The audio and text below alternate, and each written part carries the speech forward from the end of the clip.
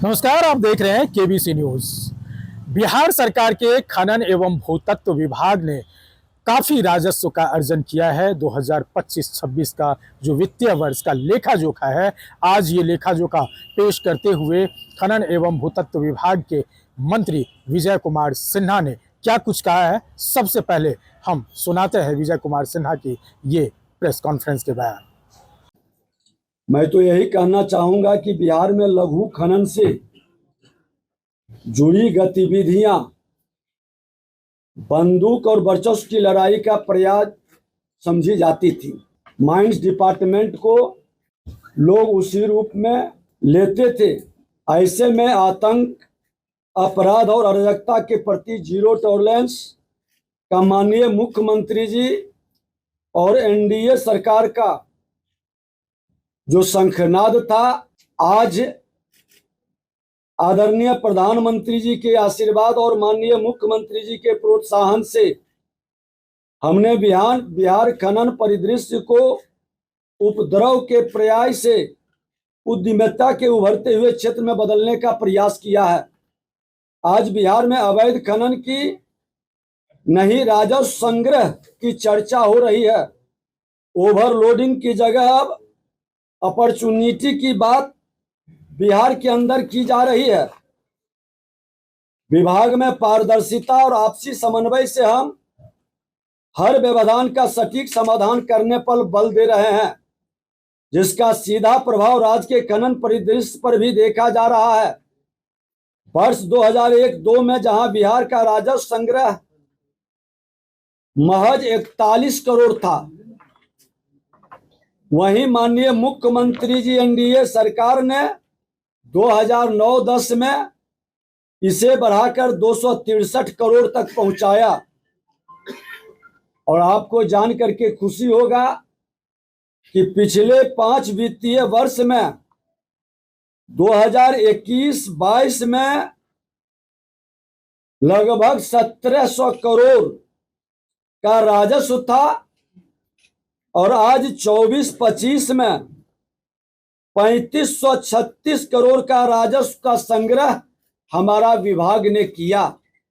एक वर्ष के अंदर राजस्व को डबल करने का और उस संग्रह के बाद आपको मैं जानकारी दे दूं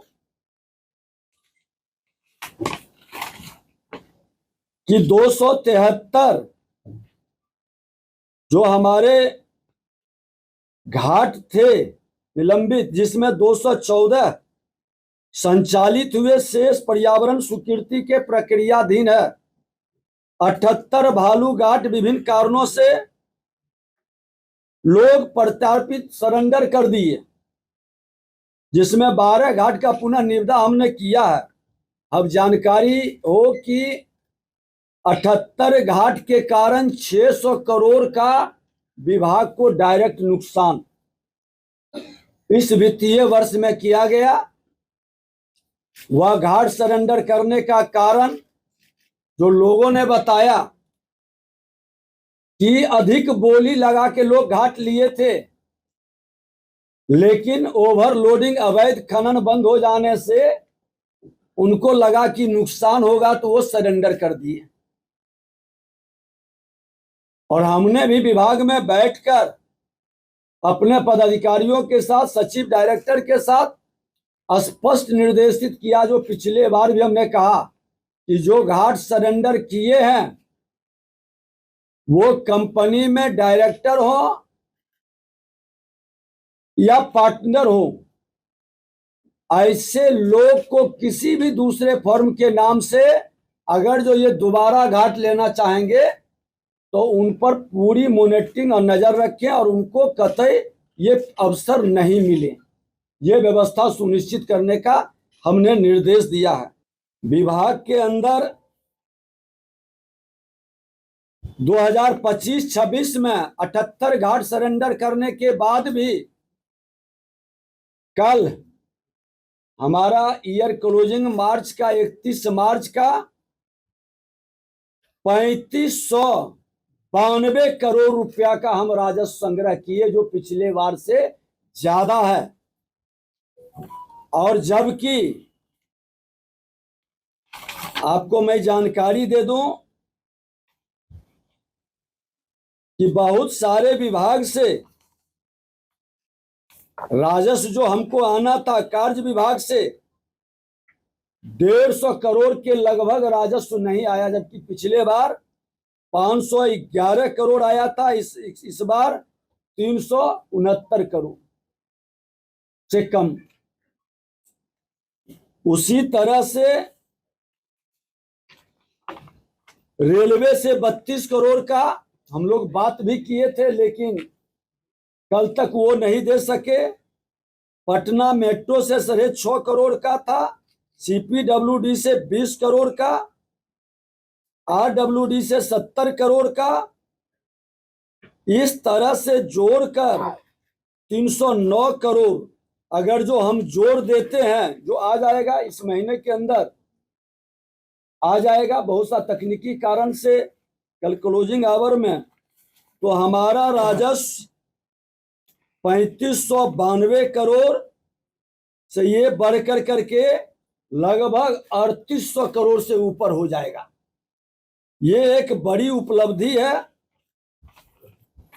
और 2 महीने के अंदर हमने इसी भी 21 घाटों का प्राप्त किए हैं, उसमें भी प्रगति है। और आपको जानकारी देते हुए खुशी होगा कि आज 21 जिले 100% लक्ष्य को प्राप्त कर लिया।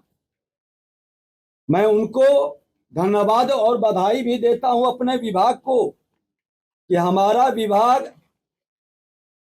जिस तन्मयता के साथ काम किया है, पारदर्शिता बढ़ाने, सेवाओं को सुव्यवस्थित करने और अवैध खनन से निपटने के लिए अनेक डिजिटल और प्रक्रियागत सुधारों का क्रियान्वयन भी किया है। वित्तीय वर्ष 2025-26 में जो एक रिकॉर्ड है, ऐतिहासिक राजस्व संग्रह 3592 करोड़ और 21 जिले द्वारा 100% से अधिक राजस्व संग्रह किया गया, ये भी एक रिकॉर्ड है। नियमित अनुश्रवण में इस वित्तीय वर्ष जो एक इतिहास रचा है, पिछले वित्तीय वर्ष से काफी आगे हम बढ़े हैं। और अवैध खनन में सुधार हेतु ओवरलोडिंग वाहनों के और सूचना दाताओं के बिहार योद्धा पुरस्कार का जो हमने प्रावधान किया, उसका कमाल है कि आज बिहार के अंदर ओवरलोडिंग और अवैध खनन लगभग बंद है।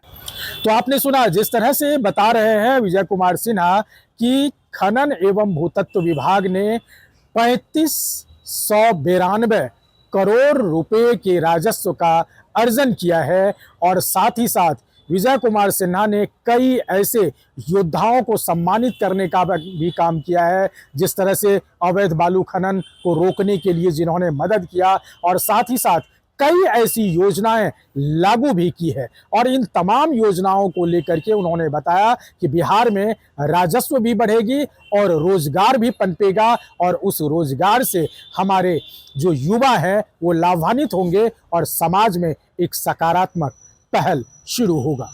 अमलेश आनंद, KBC न्यूज़, पटना।